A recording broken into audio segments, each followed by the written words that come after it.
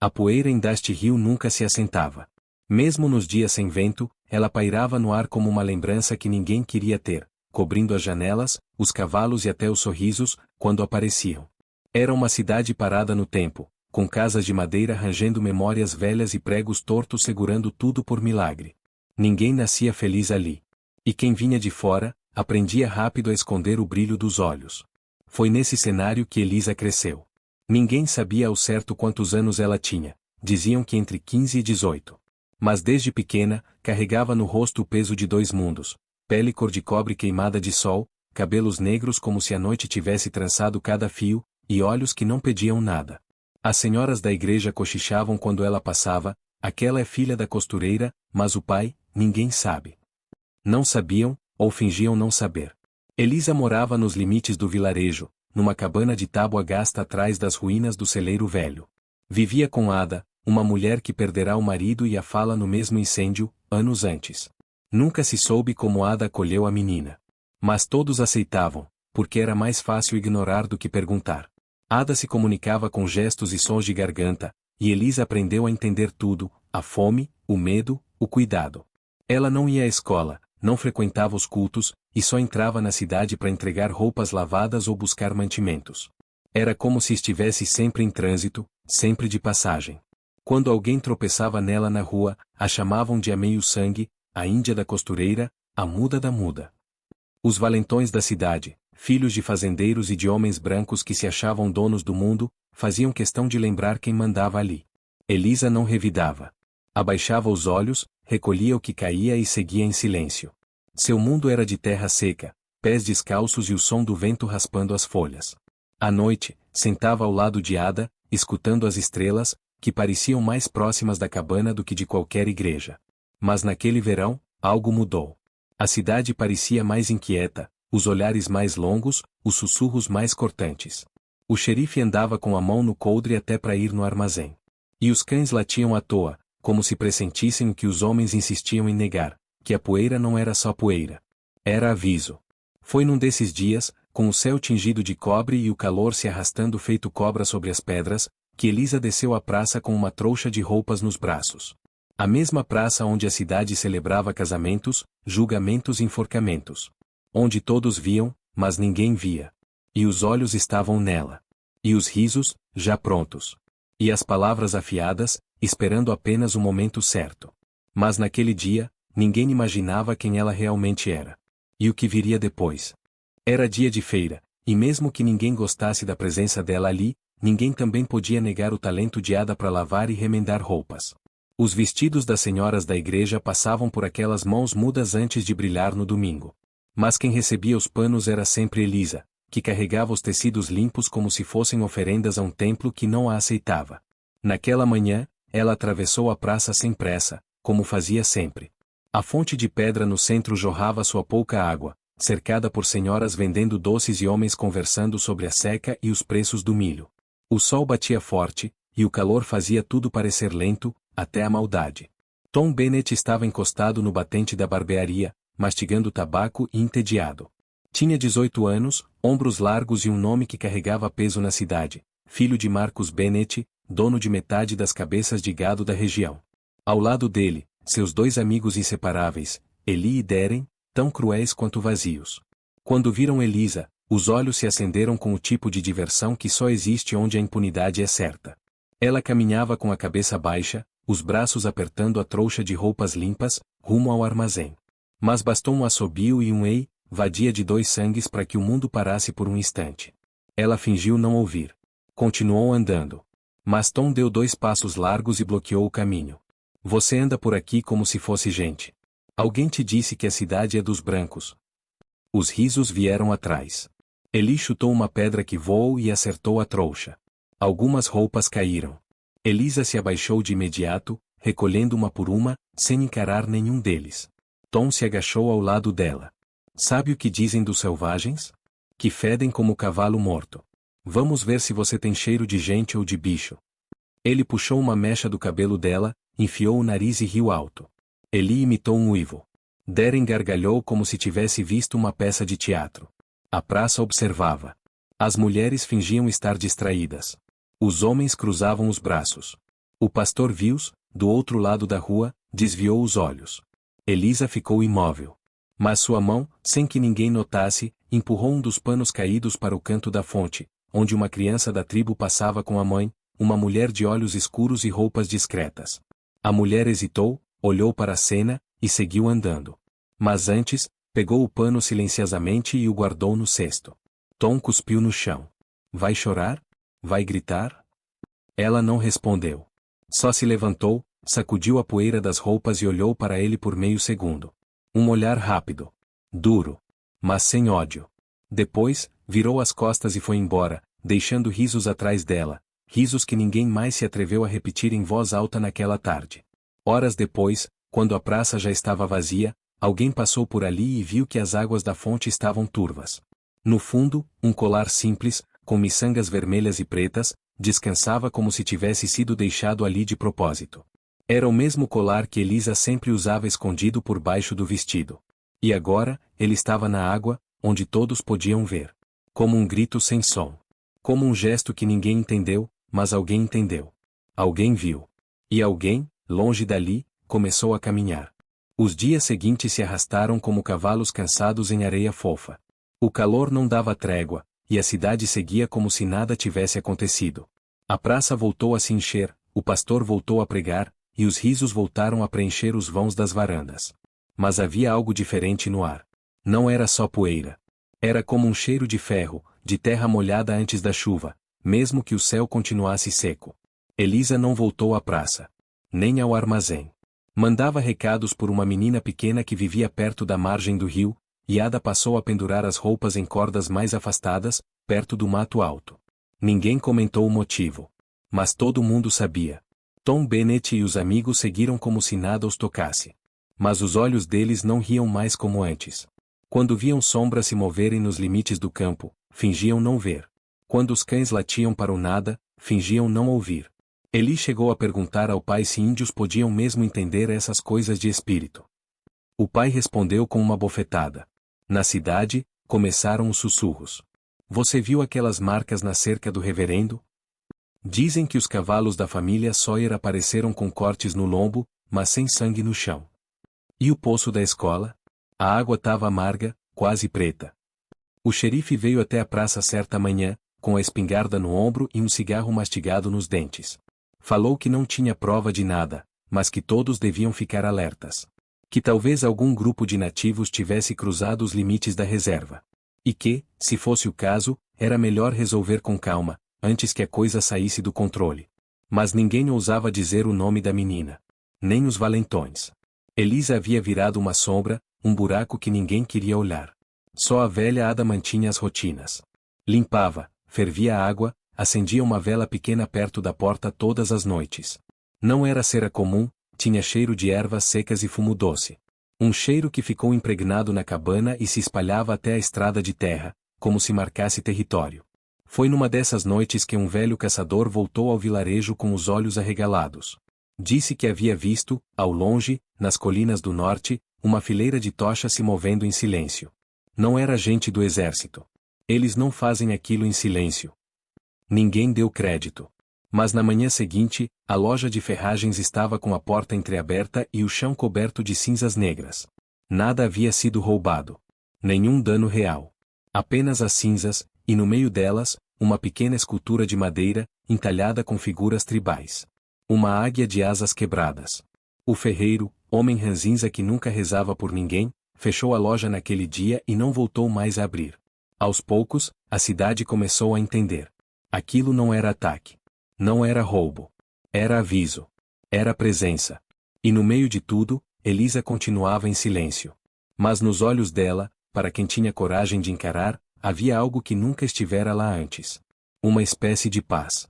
Mas daquelas que vem antes da chuva forte. Daquelas que não se explica. A cidade fingia normalidade. Mas o chão já começava a render. Na manhã de sábado, a cidade acordou com um barulho estranho. Não era tiro, nem grito. Era um silêncio denso, cheio, como se algo estivesse cobrindo os sons. Os galos não cantaram. Os cães não latiram. E quando o sol subiu, lento e tímido, algo estava diferente. Na entrada da cidade, onde a estrada de terra encontra os pinheiros ressecados, alguém, ou alguma coisa, havia deixado uma faixa de tecido estendida entre dois galhos. Era vermelha, com uma única pena branca amarrada no centro. Ao redor, marcas de pés descalços iam em direção ao vilarejo, e paravam ali. O primeiro a ver foi o velho Uau, cocheiro da estação. Chamou o xerife, que veio com 2 homens armados. Ninguém tocou na faixa. Apenas olharam e cuspiram para o lado, fingindo que era brincadeira. Mas os olhos estavam inquietos. No mesmo dia, perto do poço da escola, encontraram um colar de contas vermelhas enterrado pela metade, o mesmo estilo das tribos que viviam além do Rio Preto, do outro lado das montanhas. Um menino tentou pegar, mas a professora puxou ele de volta com força. Isso não é brinquedo, menino. É aviso.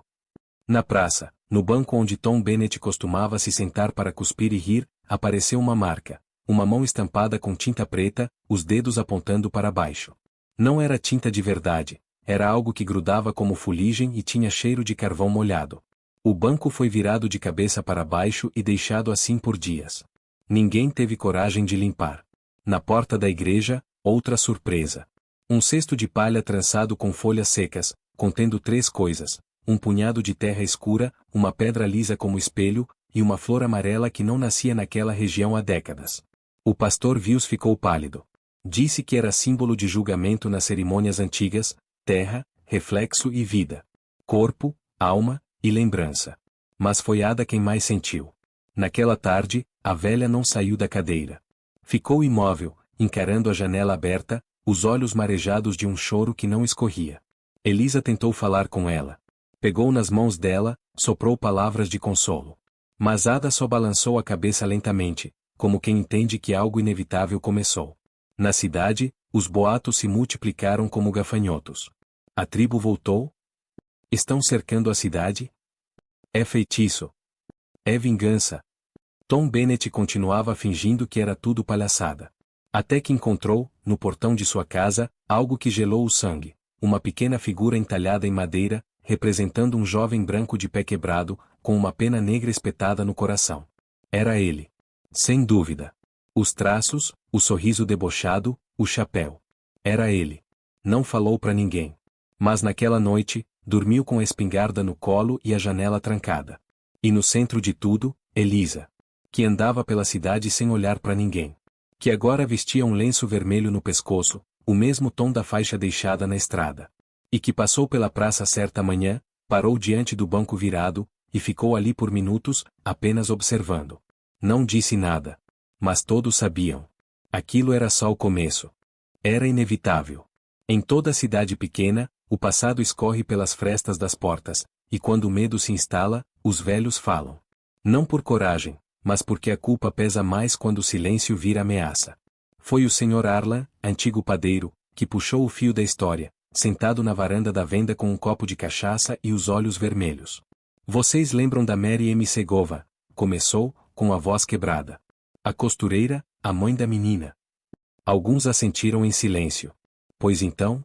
Mary era bonita demais para esse lugar. Cabelos dourados, olhos tristes. Um dia, sumiu por uma semana. Quando voltou, estava diferente. Mais calada, mais firme. Logo apareceu grávida. Disse que o pai tinha ido embora. Mas não foi bem isso. Todos ficaram em silêncio. Até o pastor Vils, que ouvirá a conversa de longe, se aproximou. Ela foi vista, com um homem. Um homem índio. Alto, de traços fortes. Chamavam ele de Natal. Mas os da tribo o chamavam de Coração Silencioso.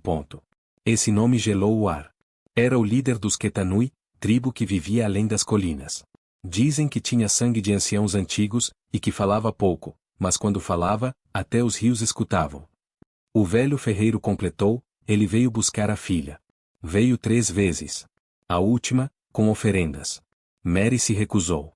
Disse que a menina devia crescer entre os brancos, para ter futuro. Mas foi Ada quem intercedeu. Levou a menina para ela, criou como neta. Mas nunca permitiu que a chamassem pelo nome do pai. O nome, ninguém sabia. Elisa era nome inventado. Nome de negação. Nome de sobrevivência. E então a pergunta, por que agora? Por que, depois de tantos anos, Coração Silencioso responderia? Foi a senhora Becca, que costumava costurar com Mary, quem disse com os olhos marejados, porque ele avisou. Que se um dia a filha dele fosse humilhada, ele viria. Não para a guerra, mas para a lembrança. Na velha reserva dos Ketanui, há muito abandonada pelos registros oficiais, existia uma tradição. Quando um sangue sagrado é manchado publicamente, a tribo responde com símbolos. Não para matar, mas para marcar. Para mostrar que a alma ainda vive, mesmo se a cidade fingir que ela nunca existiu. E Elisa, ela era filha de sangue duplo. Nascida do amor proibido entre dois mundos que nunca se tocaram com respeito.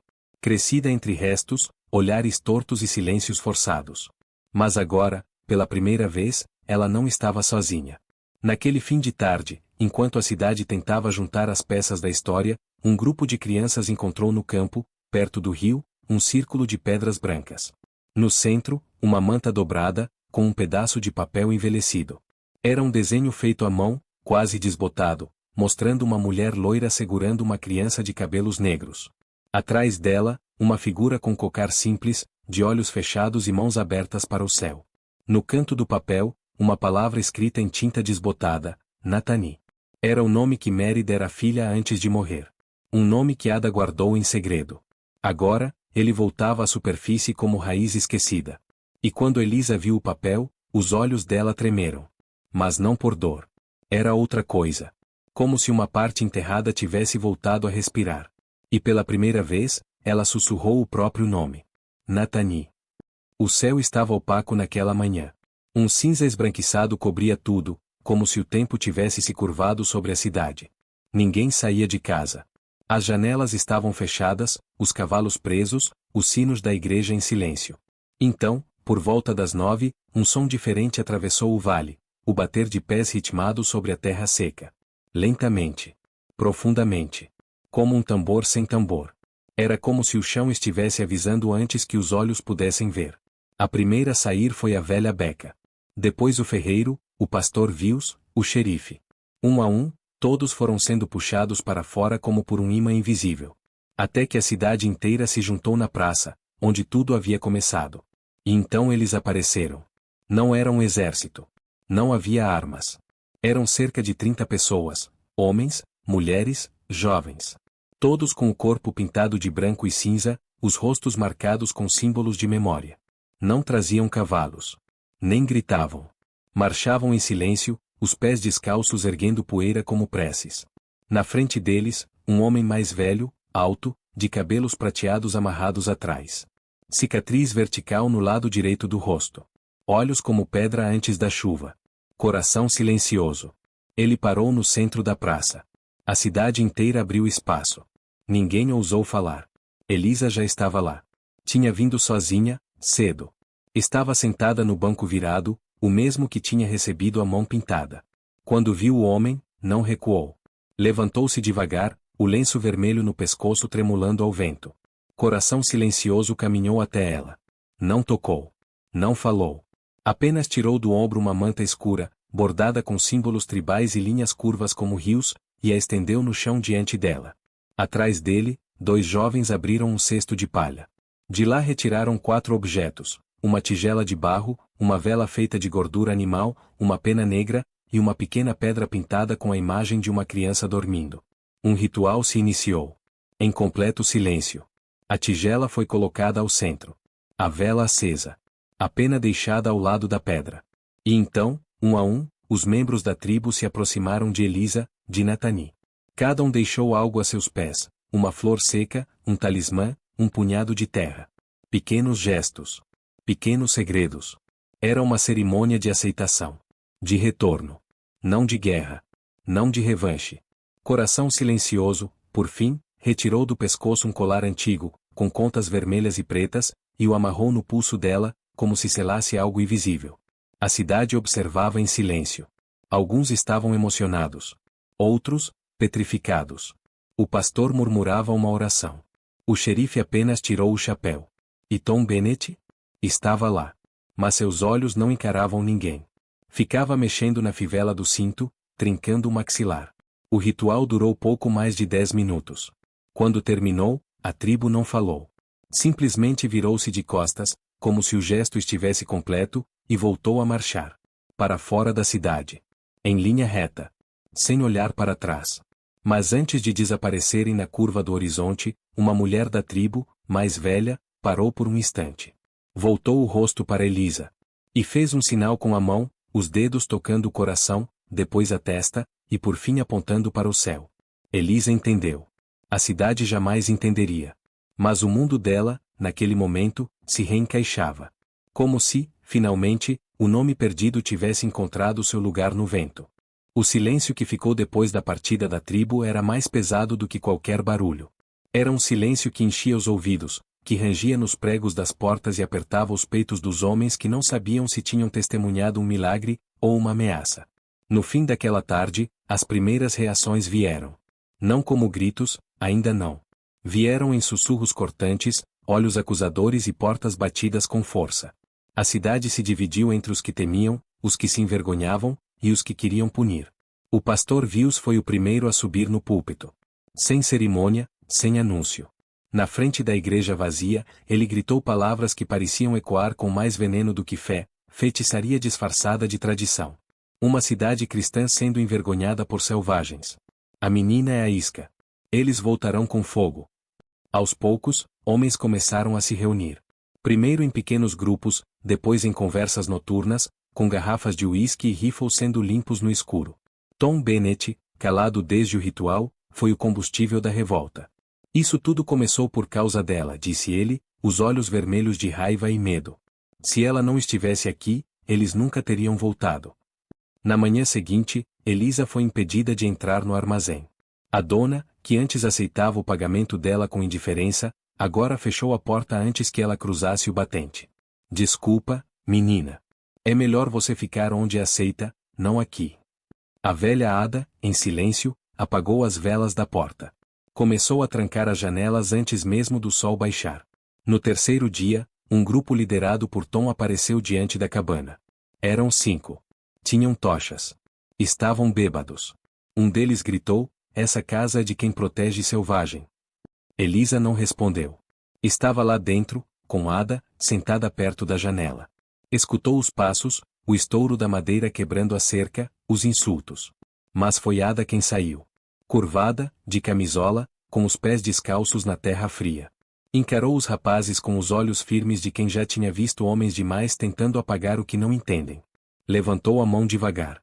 Um gesto mudo. Um gesto de fim. Tom hesitou. A chama da tocha dele tremia.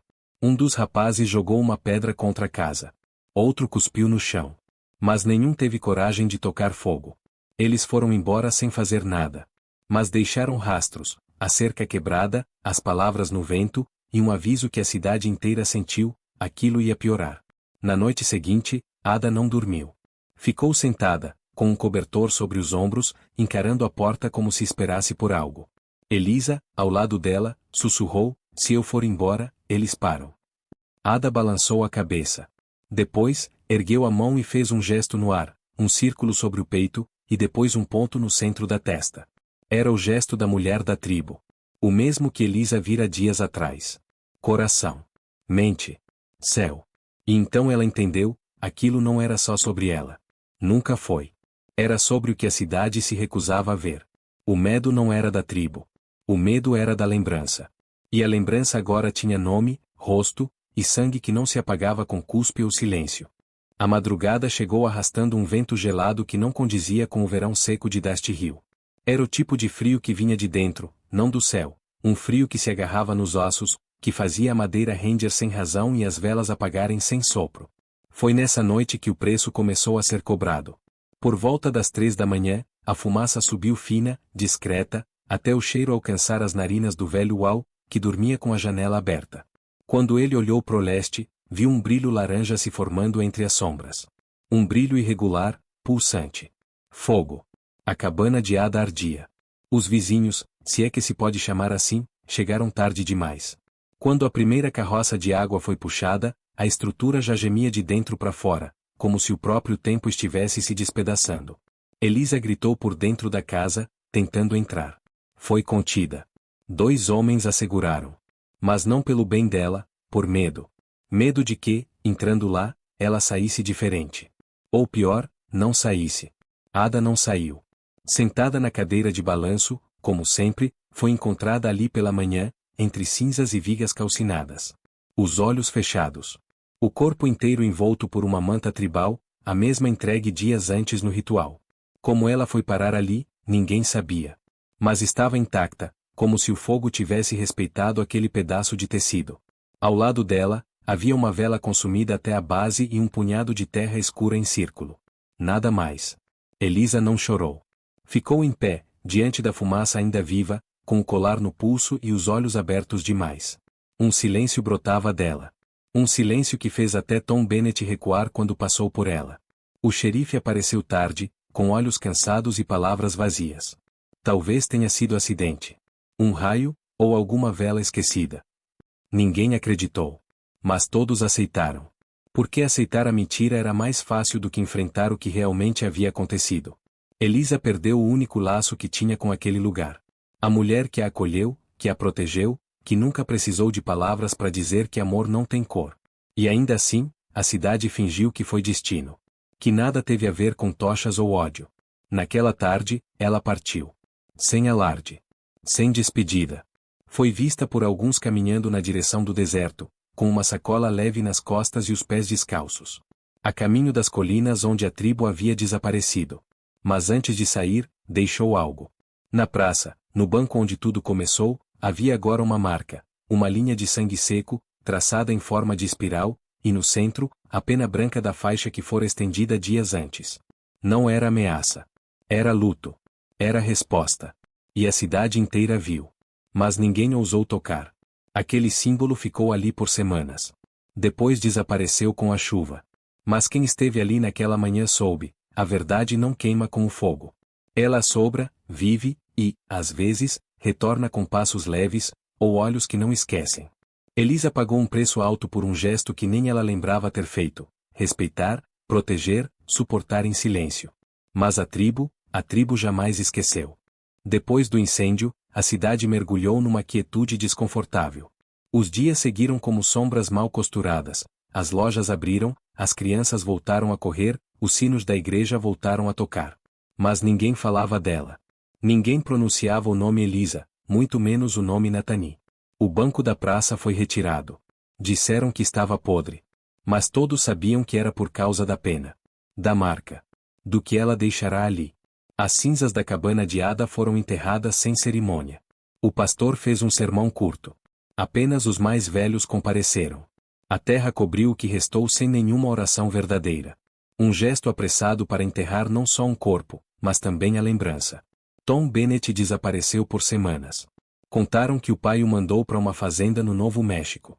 Para esfriar a cabeça, diziam. Mas muitos sabiam que ele acordava gritando no meio da noite. Vizinhos ouviam. Diziam que sonhava com fogo e penas, com uma velha sentada e olhos que o atravessavam. A figura de coração silencioso jamais voltou. Mas rumores corriam como poeira. Viajantes diziam ter visto pegadas no leito seco do Rio Preto. Uma senhora jura ter recebido uma flor amarela na soleira, sem explicação. Um vaqueiro encontrou símbolos riscados em pedras no deserto, como sinais deixados por alguém que caminha no tempo, não no espaço. Ninguém mais tocou no nome da tribo Quetanui. Os mapas seguiram com a reserva marcada como território desocupado. O governo ignorava. Os livros da escola nunca mencionaram. Mas à noite, os mais antigos contavam em sussurros para os filhos: houve uma menina.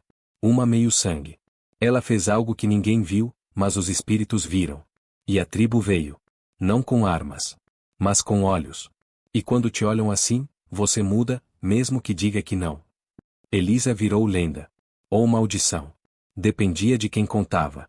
Alguns diziam que ela cruzou o deserto até encontrar o pai. Que agora vivia entre os Quetanui, tecendo mantas e aprendendo os cantos que ecoam entre pedras. Outros juravam que ela morrera de desgosto. Que a viram, pálida, flutuando sobre o rio seco numa noite de névoa. Mas a maioria simplesmente fingia que ela nunca existiu. Como fazem com tudo que assusta e revela demais. No fundo, Dusty Hill preferia a mentira bem contada ao silêncio cheio de verdades.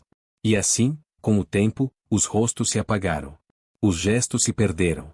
Mas a poeira, essa nunca se foi. Porque a poeira guarda. Ela sussurra no vento, se acomoda nos cantos. E de vez em quando, levanta de novo. E quando levanta, traz junto a lembrança do que foi enterrado sem respeito. Anos depois, quando o sol ainda castigava as tábuas velhas de Dust Hill e o vento soprava a mesma poeira de sempre, um forasteiro chegou à cidade. Chapéu gasto, botas rachadas, olhar de quem já vira mais do que deveria. Parou na beira da praça, desmontou do cavalo e ficou observando a fonte seca, hoje apenas um buraco com pedras soltas e terra endurecida. O banco onde tudo começou não existia mais. No lugar, uma árvore pequena crescia, torta, teimosa. Plantada por alguém sem nome. O forasteiro se aproximou dela, abaixou-se, limpou com as mãos a base do tronco, e lá estava. Quase apagado pelo tempo, entalhado na madeira, um símbolo em espiral, com uma pena no centro. Ele ficou em silêncio por um longo tempo. Depois, tirou do bolso um pedaço de pano vermelho, dobrado com cuidado, e amarrou na base da árvore. Ninguém viu. Ninguém perguntou. Na cidade, só restavam os que preferiram esquecer. Os filhos dos que viram tudo fingiam que nada havia acontecido. E mesmo quando a poeira se alvoroçava de repente, mesmo quando trovões ecoavam sem nuvens, ninguém ousava falar o nome dela. Mas lá fora, nas colinas onde os ventos assobiam em outras línguas, histórias ainda eram contadas. À beira de fogueiras silenciosas, os mais velhos falavam de Nathani, a que segurou o silêncio do mundo no peito e ainda assim caminhou. A que foi apagada pelos homens, mas lembrada pelos espíritos. Alguns diziam que ela ainda andava entre as pedras, com os pés descalços e olhos atentos. Que aparecia para os que estavam prestes a quebrar, não para julgar, mas para lembrar. Lembrar que todo gesto, por menor que seja, carrega uma consequência. E que a bondade feita em silêncio pode gritar mais alto que qualquer punição.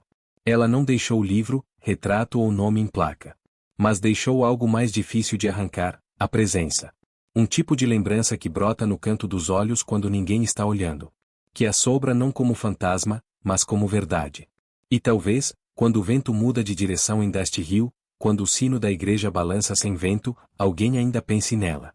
Na menina que foi cuspida pela cidade, e acolhida pelo deserto.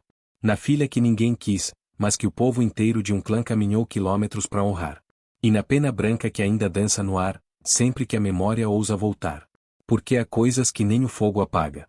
E nomes, que mesmo não ditos, permanecem.